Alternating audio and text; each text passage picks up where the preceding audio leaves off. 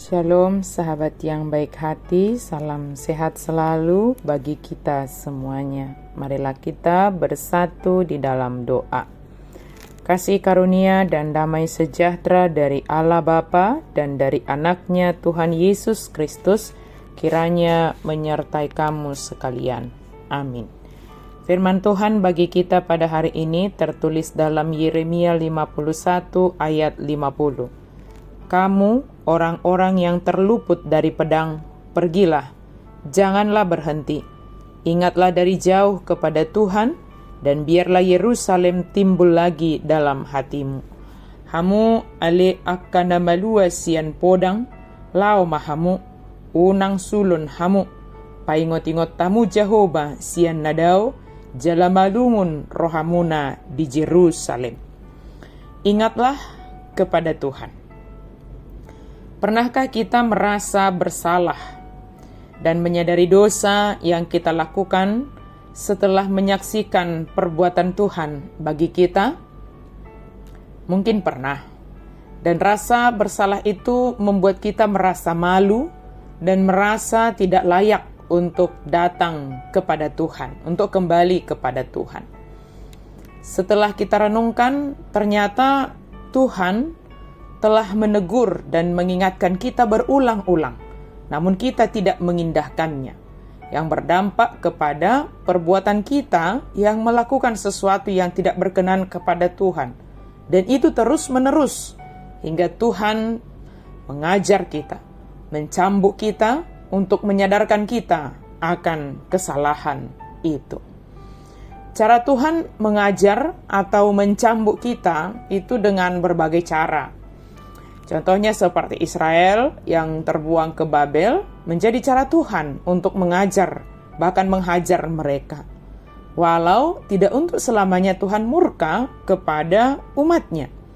Dia berjanji akan membawa mereka kembali ke Yerusalem. Allah menyampaikan melalui Nabi Yeremia hal apa yang akan terjadi kepada Babel yang telah menawan umat Israel itu. Dan Israel akan terluput dari pedang. Orang-orang yang terluput dari pedang harus pergi, bergerak terus, berjalan, dan jangan berhenti, supaya tidak dimusnahkan. Sebab Allah akan memusnahkan patung-patung sembahan Babel itu, sebab mereka telah menajiskan bait suci Allah.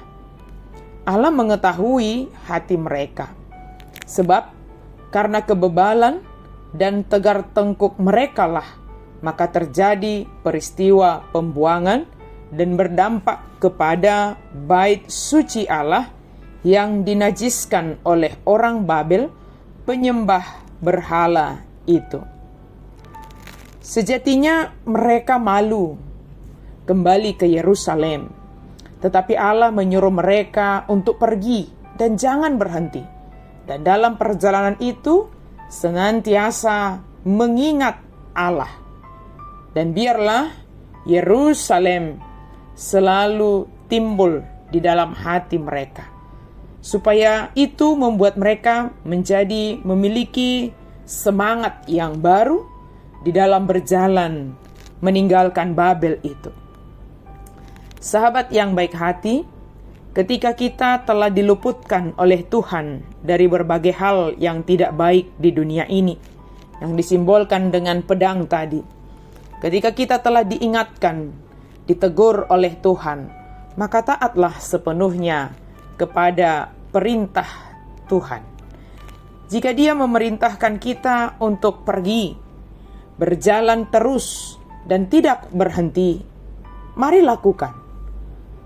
Kelelahan atau tantangan lainnya mungkin menggoda kita untuk menyerah, untuk tidak melakukannya.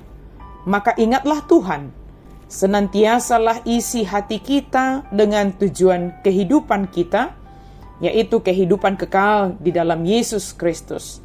Sehingga ingatan dan hal yang memenuhi hati kita itu akan menjaga kita dalam melakukan apa yang diperintahkan Tuhan. Tuhan Yesus sangat mengasihi kita. Selagi masih diberi kesempatan bagi kita Ini berbicara soal kesempatan. Marilah kita melakukan apa yang diperintahkan Tuhan. Semua itu adalah untuk kebaikan kita.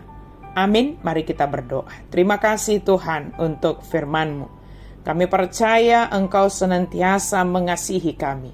Selagi masih kami menerima anugerah pemberian-Mu ini Tuhan, yaitu waktu yang Engkau berikan bagi kami. Biarlah kami senantiasa melakukan tugas panggilan kami dengan selalu mengingat Engkau ya Tuhan, yang selalu menyertai kami di dalam perjalanan hidup kami. Mampukan kami Tuhan untuk melakukan yang sesuai dengan kehendak-Mu. Ketika kami jatuh ke dalam dosa, ingatkan kami untuk kami kembali ke jalan yang benar, menyesali dosa kami, dan memohon pengampunan kepada Tuhan. Dalam nama Yesus kami berdoa dan bersyukur. Amin.